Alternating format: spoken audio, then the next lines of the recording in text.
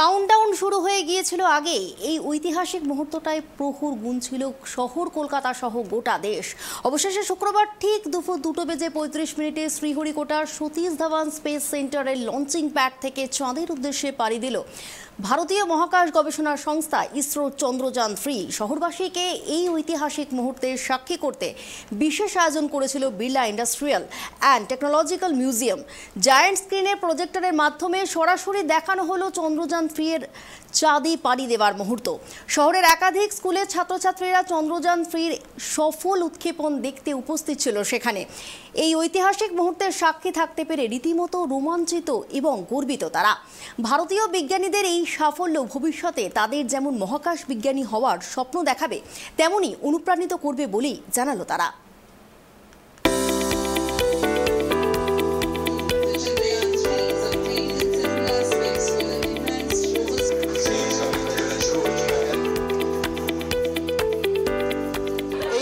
আমরা রয়েছি কলকাতার বিড়লা ইন্ডাস্ট্রিয়াল অ্যান্ড টেকনোলজিক্যাল মিউজিয়ামে। এখানে কিন্তু আর কিছুক্ষণ পরে কিন্তু সেই ঐতিহাসিক মুহূর্ত তৈরি হবে যে শ্রীহরিকোটা থেকে ইসরোর তৈরি চন্দ্রযান-3 পাড়ি দেবে চাঁদের উদ্দেশ্যে। এবং এই যে চন্দ্রযান-3 এর সফল উৎক্ষেপণ সেটা কিন্তু এই মিউজিয়াম থেকে কিন্তু সরাসরি জায়ান্ট স্ক্রিনের মাধ্যমে দেখাবে। এবং সেই ঐতিহাসিক মুহূর্তের সাক্ষী থাকতে কিন্তু এখানে প্রচুর এই অডিটোরিয়ামে কিন্তু প্রচুর কলকাতা স্কুলের ছাত্রছাত্রীরা উপস্থিত হয়েছেন তারা এই মুহূর্তটার সাক্ষী থাকার জন্য। আর ঠিক দুপুর 2:35 কিন্তু চাঁদের উদ্দেশ্যে পাড়ি দেবে ইসরোর তৈরি চন্দ্রযান-3।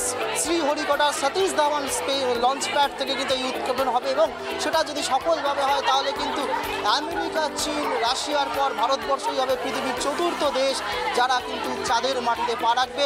আর মাত্র সময়ের অপেক্ষা দেখতে পাচ্ছেন আপনারা যে সেই মুহূর্তের সাক্ষী হওয়ার জন্য ইতিমধ্যে কলকাতার প্রচুর স্কুলের ছেলেমেয়েরা উপস্থিত হয়েছে এবং তারা শিহরিত এবং তারা রোমাঞ্চিত সেই মুহূর্তটাকে ভারতবাসী হিসেবে উপভোগ করার জন্য এবং গর্বিত হওয়ার জন্য।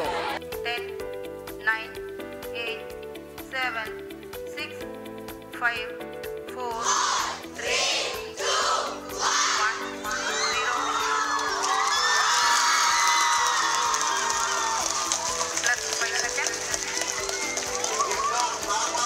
Here we have a majestic dome of DIGI-CABLE N4 rocket carrying its prestigious Chandrayaan-3 spacecraft.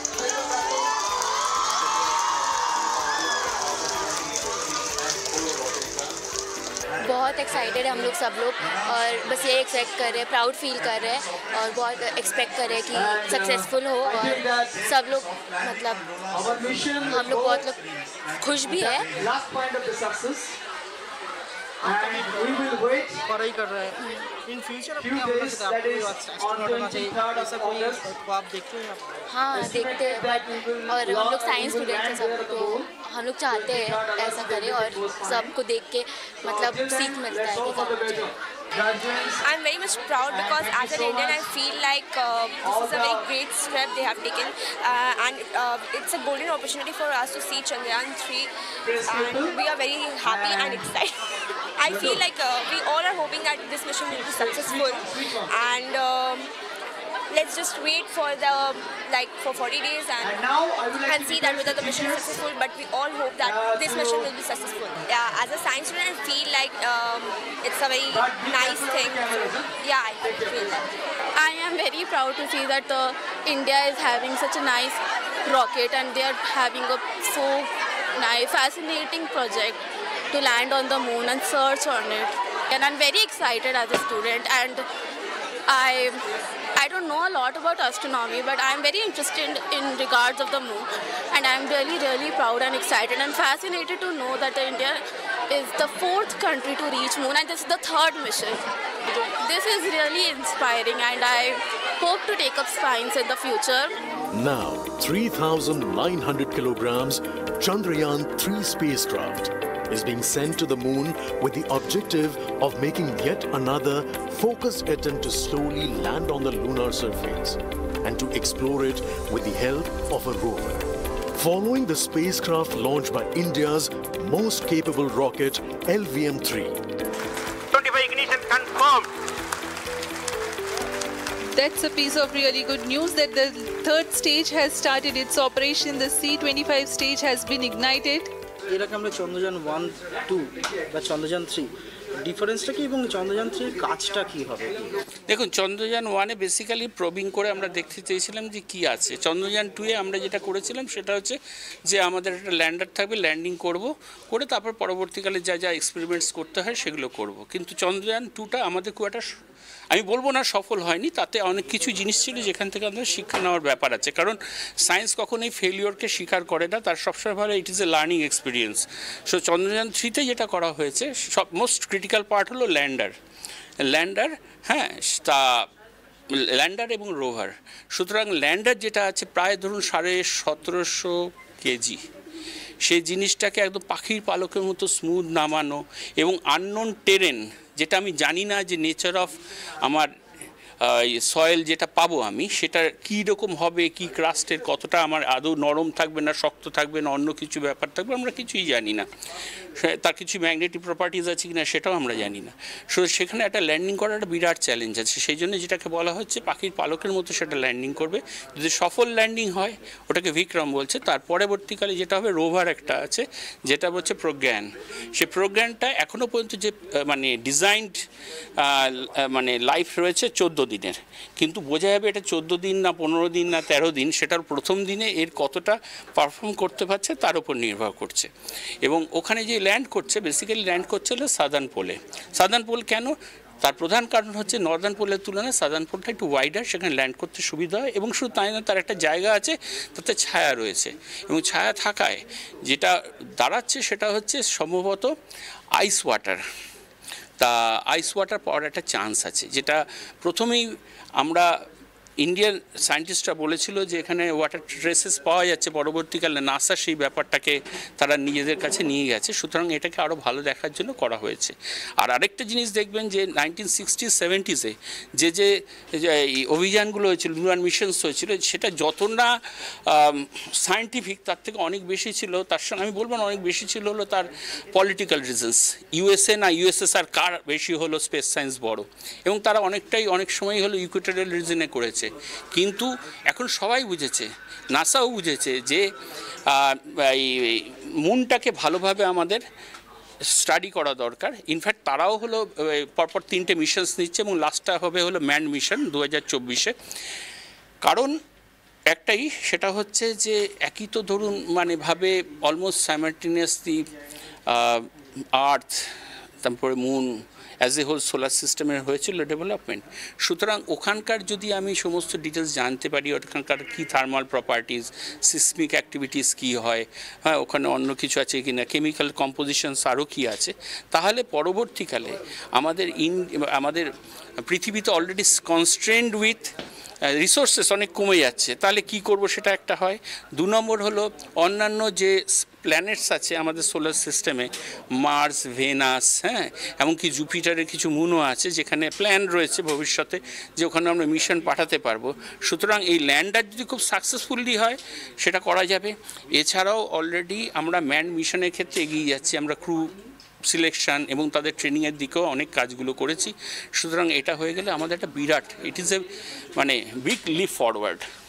কতদিনে এটা পৌঁছবে যাত্রাপথটা? কি এই যাত্রাপথটা মোটামুটি এখনও যা হিসেব আছে, যদি কোনো মানে মুনের ডায়নামিক্স যদি কোনো চেঞ্জ না হয়ে থাকে, চাই 40 দিনে পৌঁছবে এবং হিসেব করা যাচ্ছে যে মোটামুটি আগস্টের 23 তারিখে এই বিকেল 4:47 নাগাদ, এখনও যে পর্যন্ত যা বলছি ইসরো, সেই সময় পৌঁছবে। এটা যদি সফল ল্যান্ডিং হয় এবং সব কিছু ঠিক হয়, ভবিষ্যতে আর কি কি জায়গা খুলে যাবে ভারতের ক্ষেত্রে? দেখুন, একটা জিনিস হচ্ছে এটা সফল হলে তো একটা প্রচুর এনকারেজ হলো, এবং 2020 সাল থেকে government of India space policy change হয়ে গেছে, তারা প্রাইভেট প্লেয়ারকে ওপেন করে দিয়েছে। অ্যাজ অন ডেট প্রায় 1550 এন্টিটিস আছে যারা নাকি স্পেস সায়েন্সে বিভিন্নভাবে কাজ করছে। তার মধ্যে বেশ কিছু স্টার্ট আপ আছে, বেশ কিছু ইনোভেটার্স আছে এবং আরও অনেকে লাইন দিয়ে রয়েছে। এবার space economy as a whole খুব লুক্রেটিভ, তার হার্ডলি 2 থেকে 3% আমরা হলো এখনও পর্যন্ত হারনেস করতে পারি, ইংরেজিতে বলে, বাংলায় বলতে পারি, আমরা ইউজ করতে পারি। সুতরাং এটা যদি সফল হয়, আরও লোক যদি এখানে এগিয়ে আসে, যেটা সুবিধা হবে, খুব শীঘ্রই আমরা ডাবল ডিজিট ইকোনমিতে as far as space economy is concern সেটা আমরা যেতে পারবো। এবং যেটা আমরা খুব দৃঢ়ভাবে বলছি গভর্নমেন্ট অফ ইন্ডিয়া থেকে, মেক ইন ইন্ডিয়া, সেটা আমাদের খুব বেশি ভালোভাবে হবে। এবং যেটা আমার খেয়াল পড়ছে না বলেছি কি না, এই মানে এই ধরুন চন্দ্রযান 2 এর ফাইনাল যে স্টেজে যে রোভার ল্যান্ডিংটা, সেটা ম্যাদ্রিদ থেকে হয়েছিল নাসার এর থেকে, একটা ল্যাব থেকে, কিন্তু এবার ইসরো নিজেই ব্যাঙ্গালোরে তার ল্যাব থেকে করছে এবং রিগোরাস সিমুলেশন করেছে। I personally am more than sure এটা সাকসেসফুল হতেই হবে আমাদের।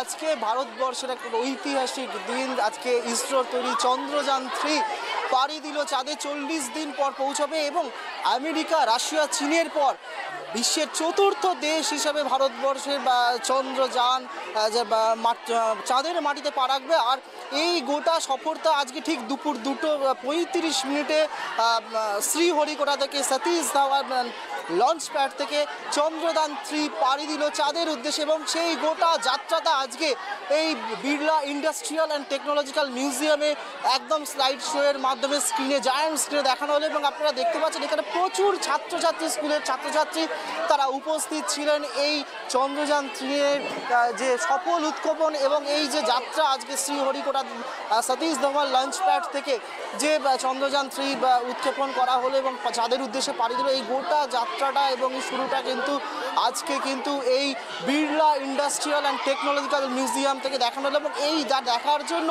প্রচুর ছাত্রছাত্রী তারা কিন্তু উপস্থিত হয়েছিলেন এবং তারা খুব আনন্দিত, তারা বলছেন তারা খুব গর্বিত। আমরা তাদের সঙ্গে কথা বললাম, তারা খুব গর্বিত যে ভারতবর্ষ পৃথিবীর চতুর্থ দেশ, আমেরিকা, রাশিয়া, চীনের পর ভারতবর্ষের কোনো চন্দ্রযান চাঁদের মাটি ছোবে।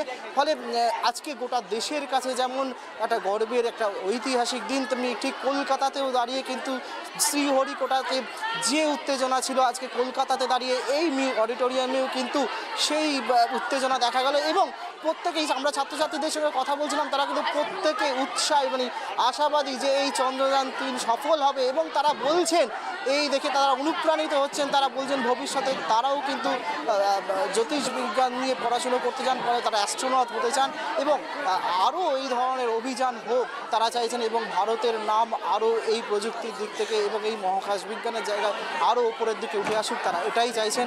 ক্যামেরায় স্বপন রায়ের সঙ্গে রিবিক মাঝি, ট্রাইব টিভি, কলকাতা।